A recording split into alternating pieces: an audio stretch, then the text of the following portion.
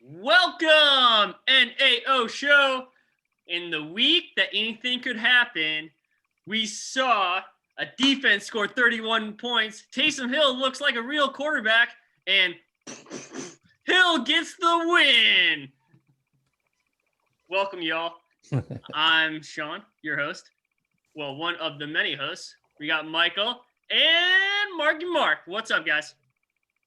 Hey, buddy. Yeah. Let's get this thing going. Sebastian bottle is in play. Just Yeah, so we see all that. know. That's the only way to get through this. I got the vino. It's a live. It's gonna be a good one. Live streaming drinking show. There we go. Raise your hand if you made the playoffs. And that concludes this week's show. That's it. That's the show. Woo! We're out of here. Man. Yeah. All right, Marky Mark, kick us off. Let's get through this. We can do it. Yes, sir. Okay, we're going to start off with the marquee matchup of the week was Dalvinized Blue Steel. You're welcome, Ian. I finally got two at a time. Go ahead. Yeah, two at a time. Dalvinized Blue Steel beat Goofy Jace 175 to 118. So Ian takes the top spot with a win. Congratulations to Ian. Sean, I'm sure you want to congratulate your buddy Ian. Let's hear it. First and foremost, you're lucky, Ian, because you get to play one of the hottest teams in the league right now going into the playoffs. My boy A-Bomb is going to come and beat that ass. Will he wax that ass? You think he'll wax that ass? Wax it real good. Mike, any comments on the matchup for real? Even since Sean just wants to trash on Ian. This one seemed like a statement win for Ian. He won this one with authority. Yeah. If you're going to do it, that's the way to do it. Yeah. Well, having 38 points from your freaking tight end really helps. Yeah. Of course. Yeah, that was pretty amazing, man. I went up against Waller in my other dynasty league, and I traded that dude Waller last year. So, yeah, I was like, frick me, man. Yeah, he got 38.5 from Waller, and he got 25 from Montgomery, which is kind of surprising. A lot of people have been looking for that Monty breakout, and he finally got it. And Goofy Jace on the other side of the coin had Wilson with 15.02, Keenan Allen with 7.3. So it was sort of like it was about overachievers for Ian and underachievers for Goofy there. Definitely. Yeah. But he got the top spot. Goofy Jace took second. So it was a good matchup. Ian took it running away, though. I don't know if he won anything, though, because in reality, defenses win championships is a very, very hot team right now. Getting healthy when they needed to get healthy. Just got into the playoffs with a big ol' L from me. So I wouldn't want to face him right now. Yeah, it's going to be a tough matchup. We'll get into that a little bit more later, and we'll continue on with the scores here. We got what I deemed the Miyagi Bowl. We had Silly Biscuits 90, the Real Slim Brady 75. So Josh closes out the season with a win, and he's 2-0 versus Dylan. Perfect against Silly Dilly there. Interesting fact, I looked back over I wanted to make sure. I thought it was Dylan that he had beaten before, and so I looked back through, and yeah, Josh had scored 125 that week, which is not a bad total. If he could have kept that up, he might have had a little bit more success this year. And Dylan won the Miyagi that week with 101 points, which to other Miyagi winners, 101 seemed pretty good, So, Mike, any observations on that matchup? I think talk about waiting for a breakout game. Jonathan Taylor with 21 points. Not too bad. Yeah. 13 carries, though. That's pretty nice to see. Yeah. I know he's probably been waiting for that for a while. Yes, sir. And we do like to point out winning with a negative score. And Tevin Coleman scored -1 points. still got the win. Yeah. With a crazy stat line of 2 carries for negative 11 yards. Yeah. Sean, For what do you me, think? it was interesting to see Wentz in the starting lineup. Matt Stafford going against Chicago. On paper, you don't see a very good matchup right there, but Wentz against anybody in the NFL is not a very good matchup. So I was Absolutely. surprised to see Wentz was in the starting lineup for him, but he got the W. So who am I to question? Yeah, he could have won it running away there. Made it a little more interesting starting Wednesday. I was the same. I was kind of scratching my head. Why wouldn't you put anybody in over Carson Wentz? And Stafford with the new off, with Patricia gone and them, thinking that maybe they're going to open things up a little bit, which they did.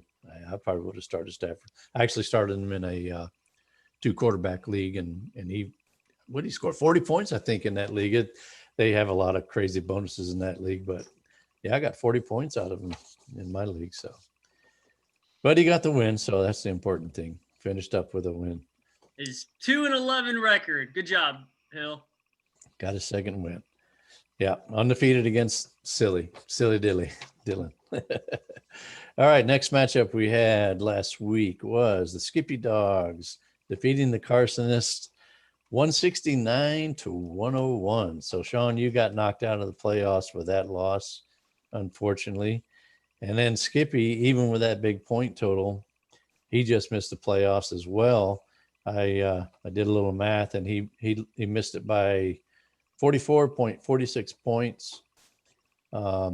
Plenty of points to get it, but I was looking at the average. If he'd have scored 3.5 points more per week, he might have been up there in the playoffs. So, yeah, that's what it comes down to a lot of times. So, Mike, what did you think about that one? That one was tough to watch as a Cowboys fan, just considering that Lamar Jackson did so well. I hated seeing that twice because I knew that Sean was also watching that game pretty close. So I guess we got to be sad together during that game. I thought maybe Dallas could do something. The early pick, you never know, but no, nothing. Yeah. All those missed field goals that hurt him a little bit in that game. So, would you go ahead? I'm sorry. And I don't know if you saw, they released a little tidbit that Lamar Jackson scored that rushing touchdown against Dallas, that 30-something yarder. Yeah. He scored on that same rush play against all 3 NFC East teams. Oh, wow. Or all right 4. up the middle, right? Yeah, all 4 NFC East teams, yeah. Right up the gut. Nobody touched him, man. I mean, he's dancing at the 10-yard line, because he's so damn wide open on that play. Sean, any thoughts on your matchup there? Tough loss for you there at the end of the season. So to start, I want to just say good game, Skippy. You put the best defense in the history of defenses in your lineup. Congratulations. While this is going on, I'm looking at this and I'm like, Derrick Henry, 5 points. Your boy might have a freaking chance here, Yeah, and then I set my phone down on Sunday. I come in about it was like about 2:00, 3:30. I'm like, all right, we're looking okay. And then the freaking Patriots start playing, and then I'm like, where the heck has this defense been all freaking season? 31 points? I did a little research for the show. I know, shocking. But the next best defense all year only had 17 points. 17 points was the second best points in a week by defense. Wow.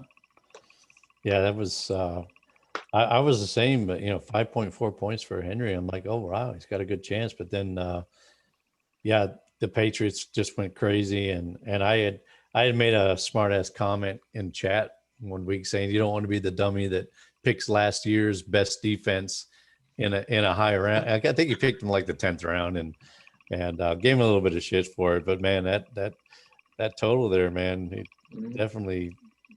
I mean, he had 169 points and 5.4 from Henry, so that defense definitely carried him, man. And I saw Beasley also had a big game for him, and then you, Sean, with with Deshaun Watson had a little bit of a down game. Not Good bad, but Indianapolis. yeah, I mean, you almost scored 20 against Indy. So, but Deshaun's been giving you the wins the last couple of weeks that got you in the position to maybe make the playoffs. So, yeah, that was a tough loss for you. And I give Skippy Dogs a lot of credit there because he started off, I think, 1-3 or 1-4, and then kind of made a move up in the standings and was right there in it to the end, and just missed it by, like I said, 44 points there. So, 44 points.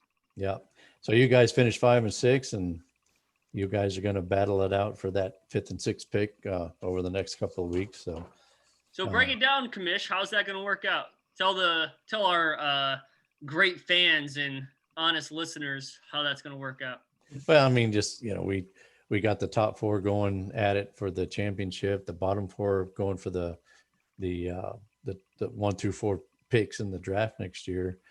I kind of realized at the end there that, man, 5 and 6 doesn't have much to do, So we're gonna let you guys go head to head the next 2 weeks. Top point total will get the 5th pick, and the lower point total will get the 6th pick. So at least gives you a little something to play for. But yeah, it's kind of interesting. You finished up the season against each other. You're going to go into the next couple of weeks against each other, and all about who gets that number 5 pick. So it should be fun anyway. You're not in the top or bottom 4. It gives you a little something to play for. I'm deeming these next 2 weeks the WCB Bowl, the 2-week bowl for the 5 and 6 spot, the Who Cares Bowl, the WCB Bowl. Yeah. It is decided. The underdogs care because they have your pick. Guess who cares? Not me. Could not care less. All right. That brings us to our final matchup of the week, and that is defenses wins championships, defeated the Second Baba to final. O'Reillys. What's that? Second to final matchup. We still have. Oh, I'm sorry. matchup. Oh, I'm sorry. Yeah. I get it. You want to forget it, but I won't let you. Yeah, man. I'm looking right at my show sheet here and can't even freaking read it right. Sorry about that.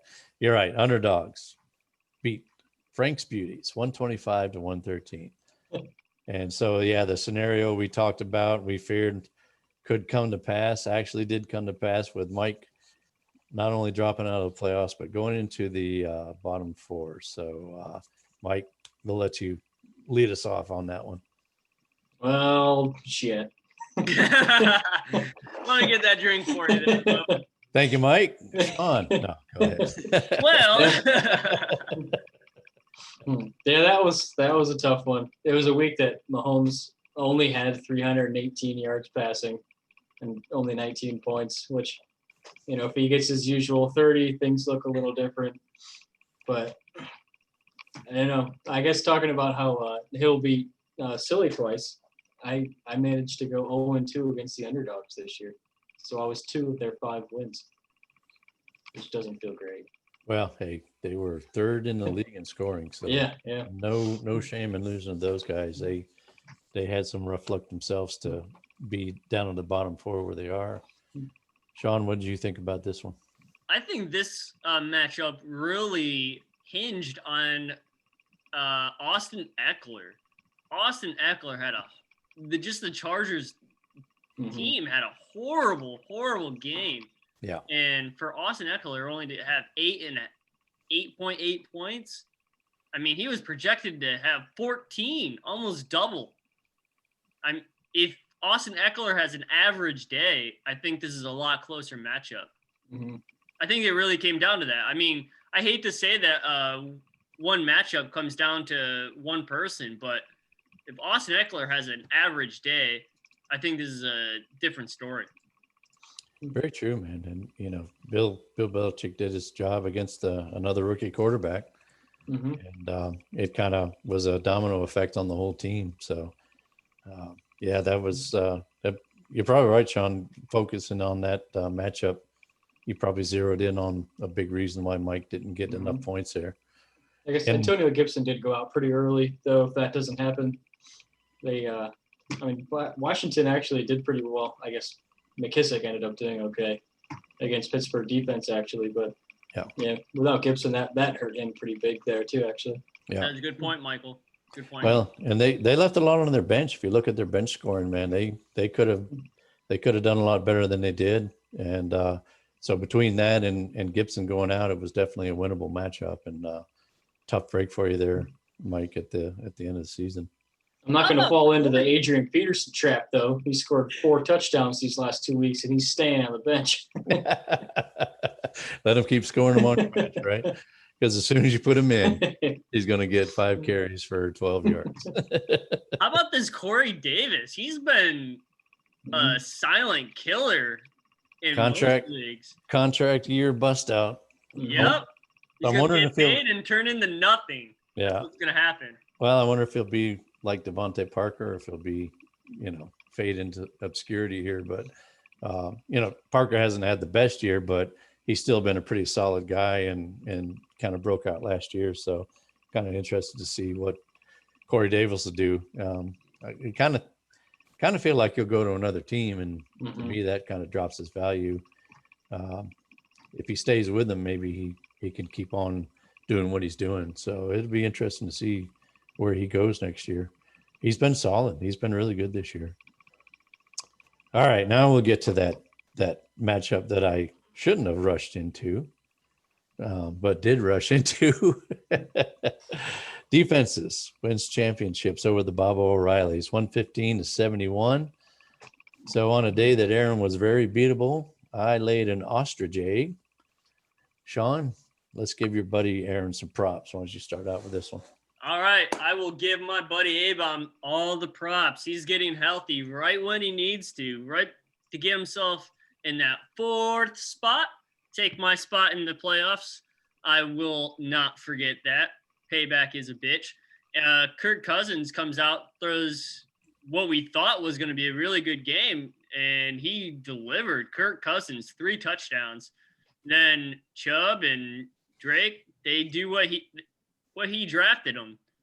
I think it was kind of funny to see that I called him Taysom Hill last week. Tyreek Hill didn't freaking get 40 points again. I think it's this matchup wasn't more about it's probably good that you are drinking, but about you laying a giant, I mean, huge egg against him. But he put up some good points, and it came down to points, and he got it. He put the freaking asterisks on there and got into the 4th slot.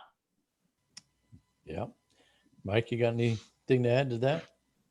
I think looking at this one, the big thing I see is actually starting Kirk Cousins. I know we kind of talked about it a little bit, but I know, and sitting Josh Allen against the Niners is probably, an okay thing, especially with Cousins matchup against Jacksonville is pretty juicy to go after. But Josh Allen had 30 points, just so we all know. Yeah, you got the win, so we're okay. But yeah, those 9 points in any other week, that could have been something. But interesting choice, but yeah, you get the win.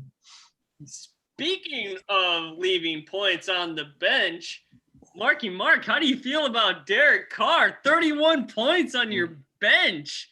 Yeah, that would have been no Miyagi. I have him in spoiler alert. Spoiler alert, everyone knows. I have Carr in both dynasty leagues, and in that other league, he was I think he was the bench warmer of the week in both leagues. But in the other league, I could have had like 155 points, and part of that was leaving Carr on the bench. But I mean, well, here's a good thing for you though. I think the 1st round draft pick you spent on Deontay Johnson was worth it. He's been pretty solid. Everybody talks about Claypool or Juju, but I think it's Johnson that's looking good. Whoa. What about Justin Jefferson?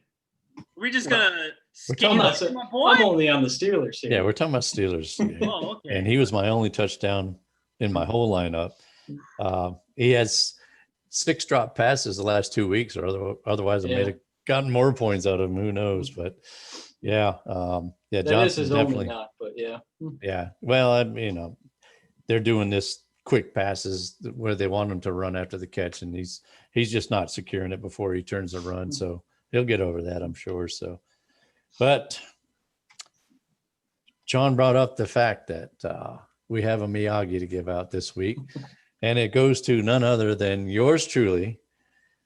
The Miyagi ass waxing of the week goes to Mark with the Bobo O'Reillys.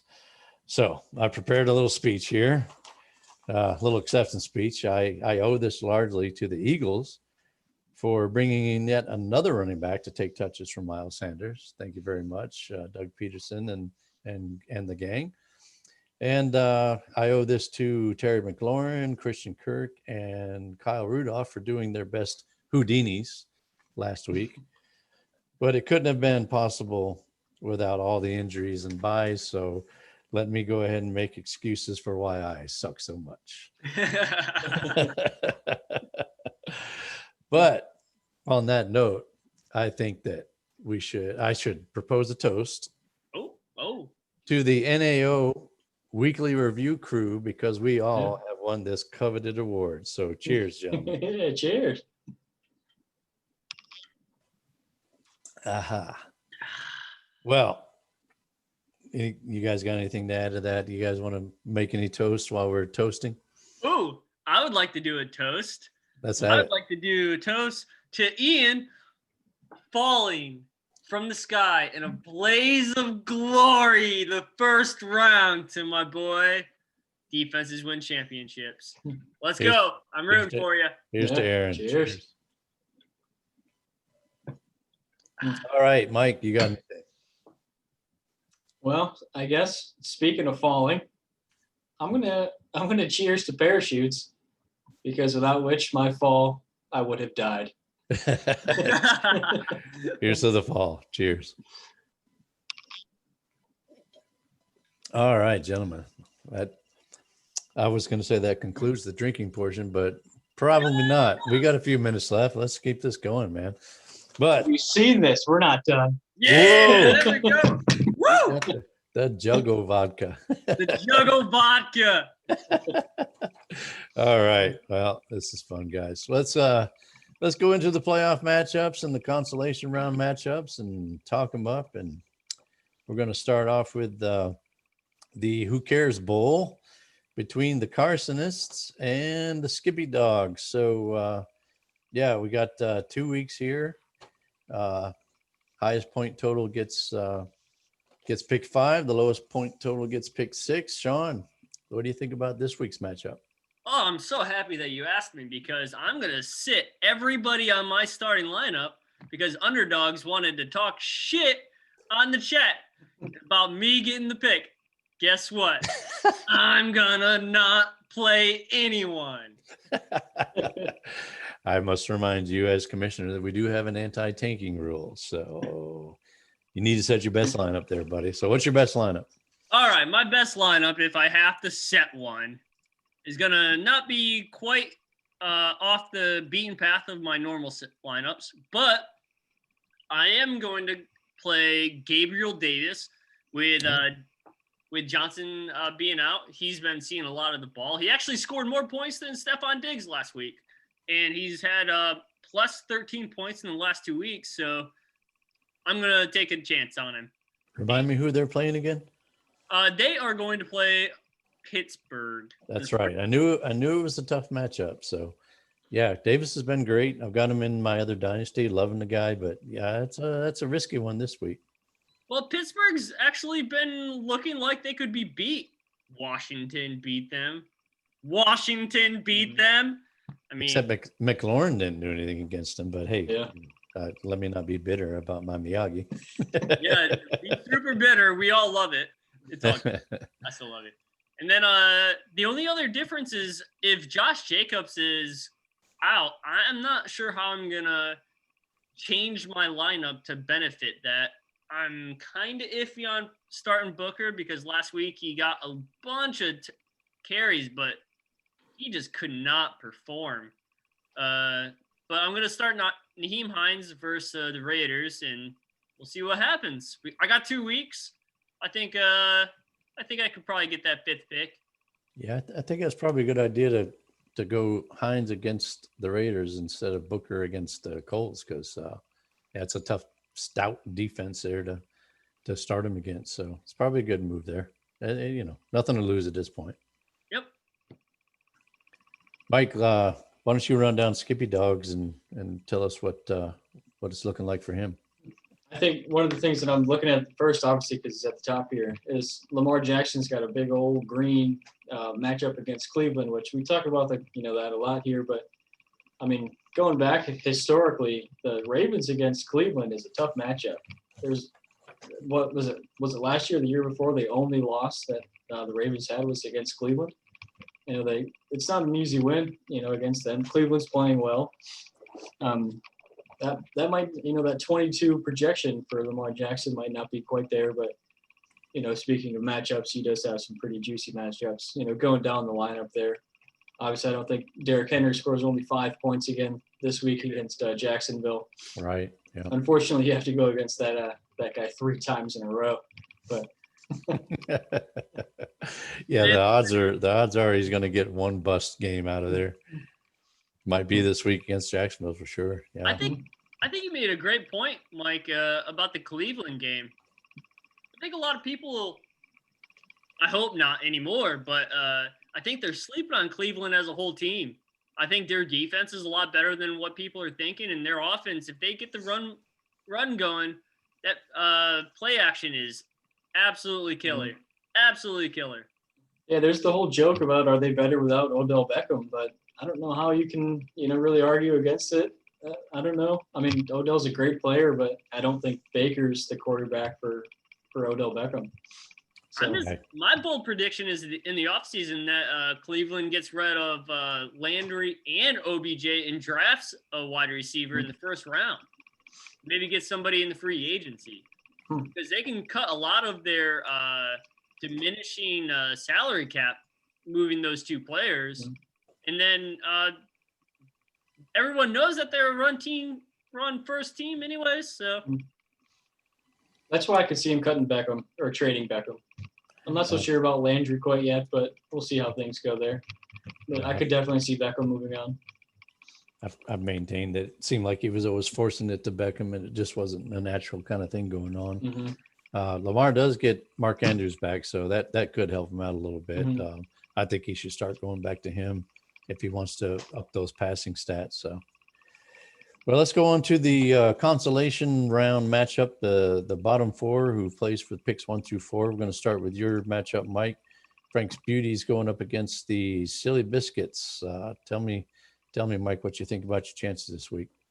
I know on paper I should win this one fairly easy, but I'm not sleeping on anything. I'm still going over some lineup decisions. I'm trying to sneak questions to guys and like Sean and see what he thinks without him knowing he's helping me with my lineup. But I'm actually pretty interested in Jalen Hurts. It looks like Hill has him in over, obviously with Wentz out. It's an interesting person to put in the lineup again, especially against New Orleans, who've got a pretty solid defense, but maybe looking for the whole rookie quarterback, nobody's got tape on him kind of thing.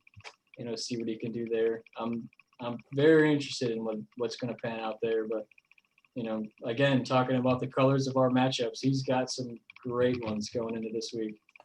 Yeah, he's got those Dallas matchups against Cincinnati. You've got Zeke against Cincinnati, but he seems to be a little dinged up still, and some calf or something. Yeah.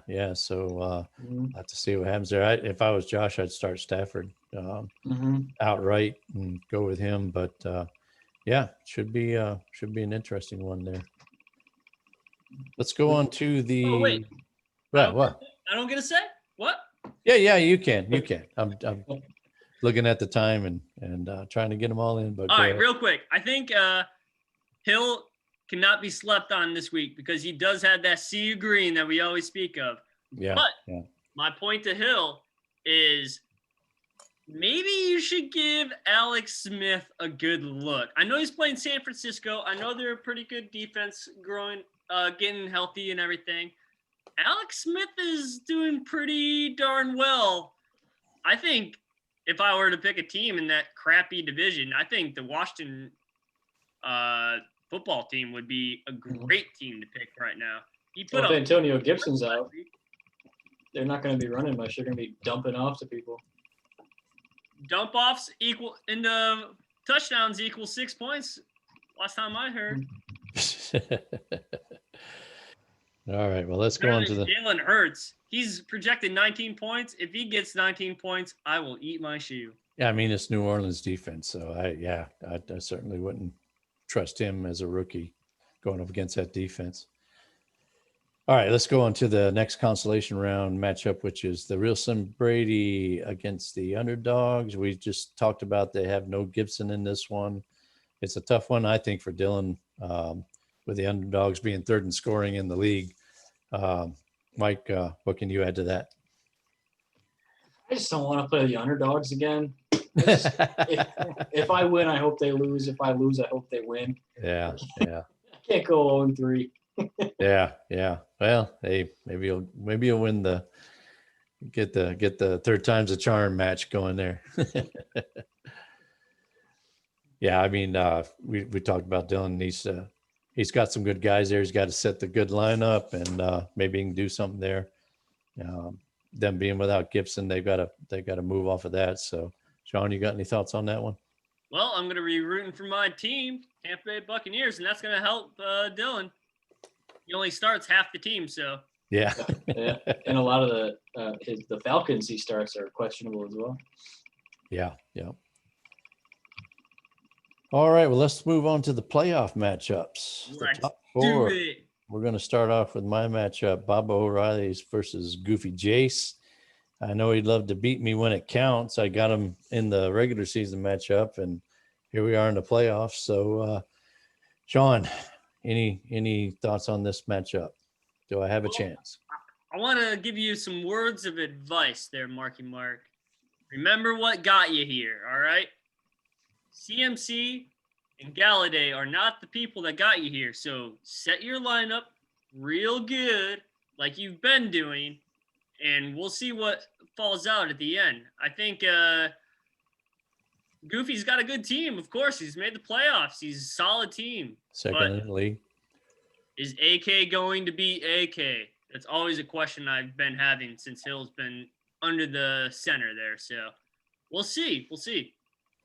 Yeah. How about you, Mike?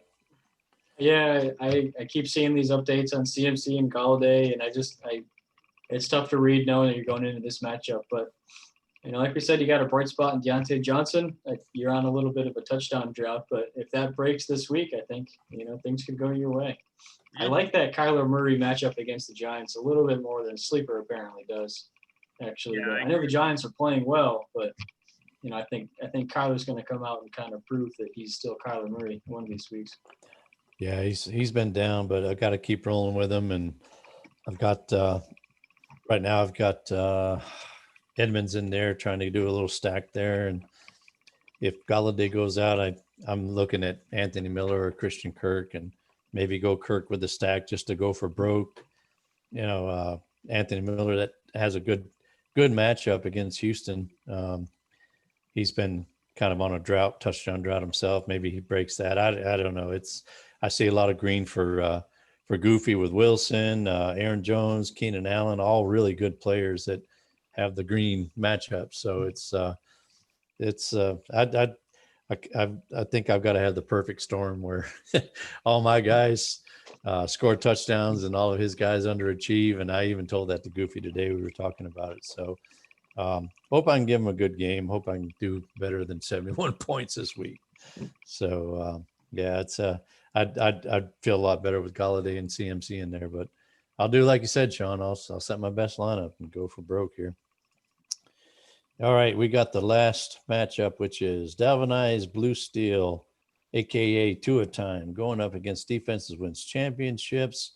Mike, tell us what you think about our buddy Aaron's chances against the top dog. Yeah, if we're talking about matchups, as much as we want Aaron to win this one probably, he's got some tough ones. Josh Allen against Pittsburgh. Yep. Nick Chubb against Baltimore. That they're not some easy matchups. Even Brandon Cooks against Chicago. There are some tough ones. Hopefully he can kind of turn that around. like you said, Mark Andrews is back. I'm sure he couldn't put him back in his lineup fast enough when Yeah. when that news came out. Yeah. But yeah, some of those matchups for Aaron are going to be pretty tough. But like we said, he's been climbing. He's trending up. Let's see if he can keep doing it. He's Yeah, Mike, I'm right there with you. I think Allen against Pittsburgh is going to be a tough route. I really hope Drake takes full advantage of going up against the New York Giants there. But they've been looking really good lately, which is scary because they might ruin some people's playoff spurts. But I really hope Marquez Brown, Hollywood Brown, sees the end zone against Cleveland, and Ayuk comes out with all of his touchdown ability, because Ayuk needs to see that touchdown, and he needs to see it a few times to be able to come up and make up the difference against Aaron Rodgers versus Detroit, Montgomery versus Houston, Metcalf versus the New York Jets. Yes, they are a real professional team. So it's going to take everything. It's going to take everything. Yeah, Cook. The one good thing for Aaron is Cook's going up against Tampa Bay, and you don't beat Tampa Bay on the ground. He's got Woods going up against New England on a short week, and so couple of decent things going Aaron's way, but a lot of green for Ian there too. So yeah, that's going to be. I think that's the marquee matchup. I really do. So good luck to everybody this week in the playoffs. And I think that brings us down to the end. Sean. Well, it wouldn't be an ending if we didn't say, "You suck, Ian."